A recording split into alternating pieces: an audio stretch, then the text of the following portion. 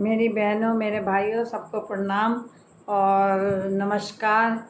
मैं आपको बताना चाहती हूँ कि कल एकादशी है, जिसका नाम परिवर्तनी एकादशी है और जो वामन एकादशी के नाम से भी है। मैं आपको कुछ बताऊँ तो उससे पहले हम अपने गुरु का नाम ज़रूर लेंगे, क्योंकि हमें गुरु ने ही शिक्षा दीक्षा दी है। और पहले गुरु गोविंद दाऊ खड़े काके लागो पाओ बलिहारी, गुरु आपने गोविंद देव बताए। तो पहले हमें अपने गुरु का स्मरण जरूर करना चाहिए, ताकि कोई गलती हो तो उसे भगवान भी क्षमा कर दें और आप लोग भी क्षमा कर दें। तो गुरुर् ब्रह्मा गुरुर् विष्णु गुरुरे महेश्वरा, गुरु साक्षात परब्रह्म तस्मै श्री गुरुवे नमः। तो मित्रों, मैं आपसे बताना चाहती हूँ कि कल आज, क्योंकि अभी 12 बज चुके हैं, 1 बजने वाला है और मैं अभी बैठी हूँ आप ही की वजह से। कल आज एकादशी है आज, और 26 तारीख है आज, और इसका नाम परिवर्तनी एकादशी भी है और इसे वामन एकादशी के नाम से भी जानते हैं।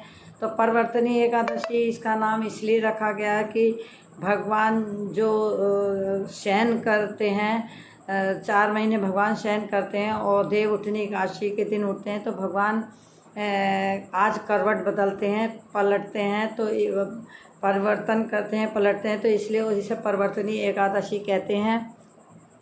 तो गाइज, इसमें त्रेता युग में प्रहलाद के जो पोते थे राजा बलि, उनका नाम था। वो भगवान की बहुत पूजा वगैरह बहुत करते थे, पूजा, और उनके अंदर बहुत तप बल था। पहले तो राक्षस भी बहुत पूजा पाठ करते थे, वो नाम उनका राक्षस था, परंतु पूजा करते थे तो उनके अंदर बहुत बल होता था। तो उन्होंने देवताओं को हरा दिया था और देवता बहुत दुखी थे इस बात से कि, और स्वर्ग से निकाल दिया था राजा बलि ने सबको, क्योंकि वह बहुत ज़्यादा ताकतवर था, पूजा पाठ बहुत करता था। तो सब देवता परेशान होने लगे और कहने लगे, भगवान के पास गए कि हमें स्वर्ग से निकाल दिया। तो भगवान बहुत दुखी हुए। फिर उन्होंने अपने दिमाग से एक युक्ति लगाई और वह राजा बलि के यहाँ आए और उन्होंने राजा बलि से भिक्षा मांगी। तो राजा बलि ने अपने दान बहुत करता था राजा बलि, तो कुछ उसे एम था। उसने कहा कि आप अपना विराट रूप धर लो और आप बड़ा रूप धर के आप कुछ भी मुझसे मांग लो, मैं दूंगा। तो भगवान ने विराट रूप धर लिया और उन्होंने 3 पग में सारी धरती उन्होंने नाप ली। फिर उन्होंने भगवान विष्णु ने, राजा बलि के गुरु ने, शुक्राचार्य ने बहुत मना करा कि तुम ये विष्णु हैं, तुम ये धोखे से तुमसे छलने आए हैं। उसने कहा नहीं, मैं तो जो मेरे द्वार पर आया मैं उसे दूंगा। उन्होंने धरती नाप ली और तीसरा पैर उन्होंने उसके सिर पे रखा बलि के, तो वह पाताल में पहुंच गया। और फिर उसने वरदान मांगा था भगवान से कि मुझे तुम वरदान दो तो तुम मेरे पहरेदार बन के रहोगे। तो जब से एक भगवान की जो मूर्ति है वो दरवाजे पे रहती है और एक समुद्र में रहती है, क्योंकि भगवान क्षीर सागर में वास करते थे। तो तब से ये व्रत चला आ रहा है। और शुक्ल पक्ष के भादों की कल जो है भादों की शुक्ल पक्ष की एकादशी है और यह परिवर्तनी एकादशी है। इसे करने से आपके घर में सुख समृद्धि आएगी। और क्योंकि यह व्रत बृहस्पति में है, पानी में हल्दी मिला करके आप केले में चढ़ाएंगे तो आपके यहाँ अपार धन बरसेगा। और पूजा पाठ आपको पता ही है कि सुबह उठ के नहा धो करके भगवान के वस्त्र बदलें और भगवान तुलसी जी का पत्ता आप पहले से ही रख लेना चाहिए, क्योंकि वे एकादशी के व्रत में भगवान को तुलसा जी सबसे ज़्यादा प्रिय है। और मेरी बहनों, सुबह को उठ के आपसे मैंने पहले बता रखा है, मैं हर बार बताती हूँ और बताऊँगी भी कि मुझे इसमें कोई आलकस नहीं आएगा। अपने हाथ में गंगा जल ले करके या जल लेके, थोड़े फूल ले करके और थोड़े बहुत पैसे लेके आप अपने मन में संकल्प करें कि मैं एकादशी का व्रत रखूँगी या रखूँगा और भगवान मेरा ये व्रत पूरा करें और मेरे पितरों को शांति मिले। जो आप करते हैं वो आपके पितरों को उससे शांति मिलती है। अगर आप अपने पितरों के निमित्त भी किसी के प्रति ये व्रत रखते हैं तो उन्हें और भी ज़्यादा शांति मिलती है। तो आप अगर किसी के निमित्त रखते हैं तो आप बता सकते हैं कि ये व्रत मैं अपने देवताओं के निमित्त रख रहा हूँ या किसी के निमित्त रख रहा हूँ, तो आप वो उन्हें दे सकते हो। और जो आपके हाथ में पैसे हैं वो आप मंदिर में पंडित जी को दे सकते हैं, दे दें। और अगर आपने अपने पितरों के नाम से ही कुछ व्रत रखा है तो आप पंडित जी से जाके कह दें मंदिर में कि मैंने अपने पितरों के निमित्त रखा, तो पंडित जी से संकल्प करवा दें तो पंडित जी थोड़ा मंत्र पढ़ देंगे और भी, तो उससे पितरों को आपके पानी भी मिलेगा और उन्हें शांति भी मिलेगी कि हमारे मरने के बाद हमारे बच्चे हमें याद करते हैं। और शास्त्रों में सब जगह लिखा है। और गया जी में लोग जो जाते हैं ये पिंड दान करने जाते हैं, राजा दशरथ ने तो खुद राम से पिंड मांगे थे। तो ये हमने कुछ नहीं चलाया, ये हमारे शास्त्र बताते हैं कि मरने के बाद भी हमारे पितर हमें याद करते हैं और हमसे आशा करते हैं कि हमें कुछ दें, तो हमें करना चाहिए। और इस व्रत को लड़कियां भी रख सकती हैं, विधवा औरतें भी रख सकती हैं और शादीशुदा भी रख सकती हैं और पुरुष भी रख सकते हैं, कोई भी रख सकता है, किसी के लिए इसमें प्रतिबंध नहीं है। और इसमें आप फलाहार खाएं, कोई भी फल खा सकते हैं आप।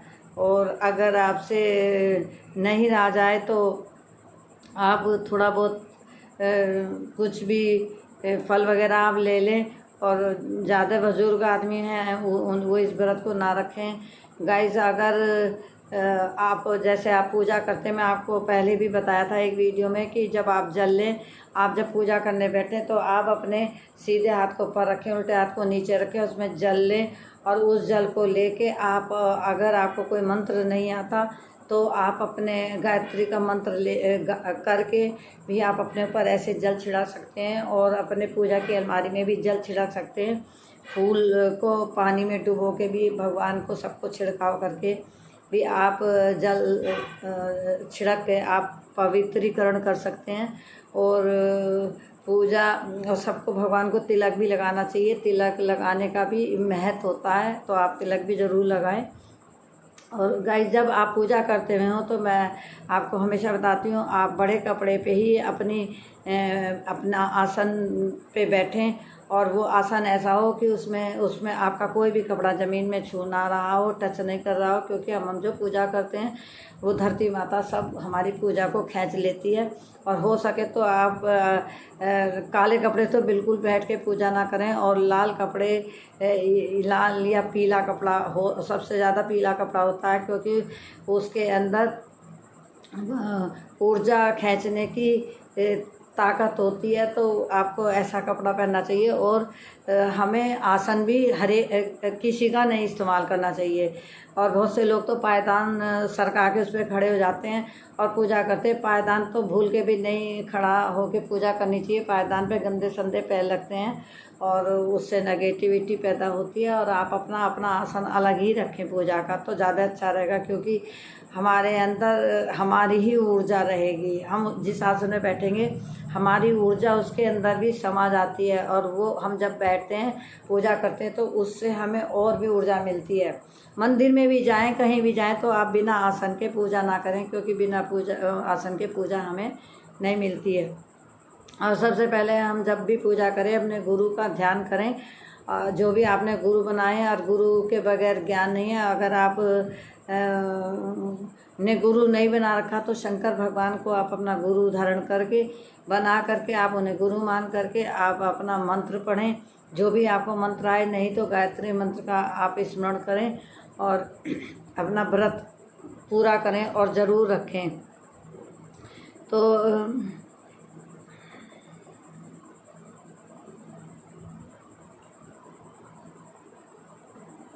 तो गाइज़, मैंने आपको एकादशी का व्रत बता दिया, और इसका जो पारणा है 27 तारीख में होगा 6:32 से 8:32 में आप इसका व्रत खोल सकते हैं। खोल लेना, पारणा का मतलब व्रत खोल लेना।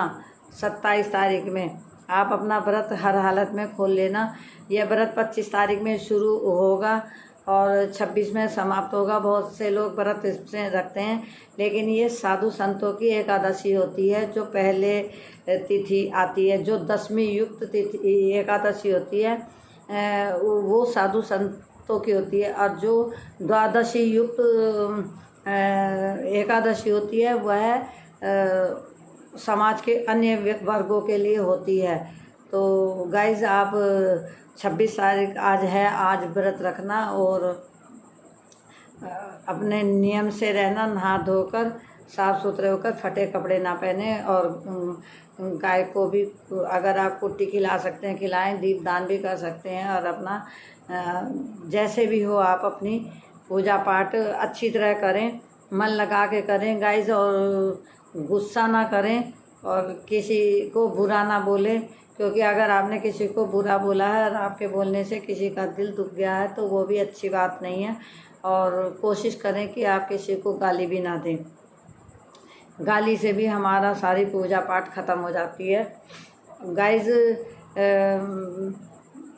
कोशिश करें कि हम किसी के ज़्यादा हम किसी से बात भी ना करें, कम बोलें। क्योंकि हम जितना बोलते हैं ना, तो उतना हमारा मतलब भगवान की जो पूजा का वो है ऊर्जा है, वो औरों से बातें करने में खर्च हो जाती है। तो हम कोशिश करें कि हम ना ही किसी से बात करें, और भगवान के नाम में ओम नमो भगवते वासुदेवाय नाम जैसे स्मरण करें, चिंतन करें, बेकार की बातों को ना करें। और अगर आपको कोई ब्राह्मण देवता मिलते हैं तो आप उनसे भी कथा सुन सकते हैं। सुन सकते नहीं, क्या सुननी चाहिए गाइस। और अगर मिल जाए तो अच्छी बात है, नहीं मिले तो अपने आप पढ़ लें। क्योंकि हर जगह तो ब्राह्मण नहीं मिलते, क्योंकि आजकल के ब्राह्मण तो सब बहुत बिजी रहते हैं। उन पे ऑलरेडी इतना काम रहता है कि उन पे टाइम ही नहीं होता जल्दी से। तो आप भी अपनी किताब अपने आप, क्योंकि औरतें 12 महीने व्रत रखती हैं, तो इसलिए अपने आप पूजा कर लें। और गाइस, मैं भी आपको एक बात बताना चाहती हूँ कि मैं बनारस गई थी। या बनारस में जो पूजा पाठ करने वाली औरतें हैं, हमारे इधर तो हैं ही नहीं ऐसी औरतें। हमारी तरफ इतनी पूजा पाठ नहीं होती और इतना शुद्धिकरण पूजा में नहीं है जितना मैंने वहाँ देखा। और वहाँ पानी में खड़े होकर छठ का व्रत करती हैं, और 3 दिन तक वो अन्न जल बिल्कुल ग्रहण नहीं करती। और उनकी तपस्या इतनी भारी है, और तीसरे दिन भी पानी में खड़े होकर पता नहीं क्या क्या करती हैं, तब वो व्रत खोलती हैं। तो वहाँ मैंने एक औरत से पूछा था कि आप एकादशी का उद्यापन कैसे करती हैं। तो उन्होंने यूँ कहा था कि बिटिया, एकादशी का उद्यापन कभी नहीं करना चाहिए। जब सब कुछ यहीं करके दे जाओगी, करके चल जाओगी और दे जाओगी, तो वहाँ क्या प्रभु के यहाँ तुम्हें क्या मिलेगा।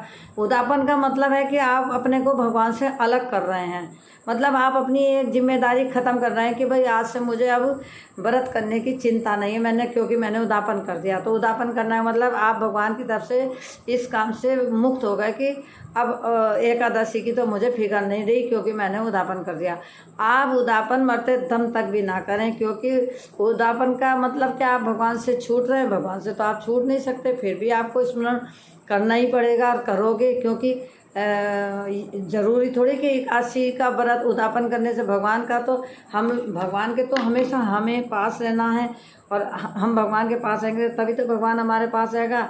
तो इसलिए मेरे बहनों, आप एकादशी का उद्यापन ना करें, क्योंकि मैंने कई ब्राह्मणों के मुंह से भी सुन लिया है, और आप लोग भी देखें, बनारस में मैंने देखा है, मैं मणिकर्णिका घाट पे गई थी, वहाँ पे मुझे एक दो औरतें मिली और मैं समझती हूँ कि वहाँ जैसी पूजा पाठ और शुद्धिकरण शायद ही कहीं मिलेगा, बहुत ज़्यादा।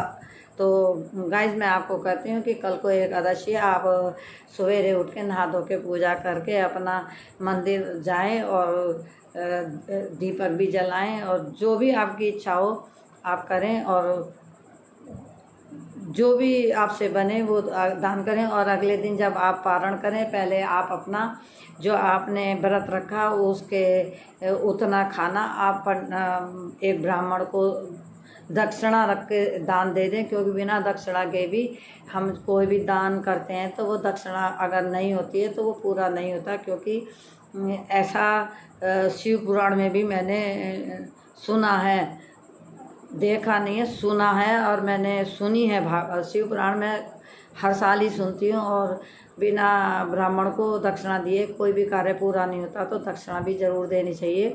और जितना हम अन्न खाते हैं उतना हम अन्न हमें अगले दिन दे देना चाहिए। तो गाइस, इन शब्दों के साथ मैं आज एकादशी की कथा समाप्त करती हूँ। बामन एकादशी कहें या परिवर्तनी एकादशी कहें, भादो मास के शुक्ल पक्ष की एकादशी है। गाइज, अगर मेरी वीडियो में मेरे से कोई भूल चूक हुई हो, गलती हो, तो उसे माफ़ कर देना गाइज। और मैं ऐसे जैसे मैंने आपको, मतलब मुझे पता था, मैंने आपको कथा सुनाई। और गाइज, थैंक यू, धन्यवाद। आप कल अब आज व्रत रखें और नमक ना खाएं, तो नमक से व्रत टूट जाएगा। नमक ना खाएं, सेंधा नमक खा सकते हैं, और फल फ्रूट खाएं। धन्यवाद गाइस। अगर कोई बात रह गई हो तो आप मेरे से फिर पूछ सकते हैं। थैंक यू, धन्यवाद।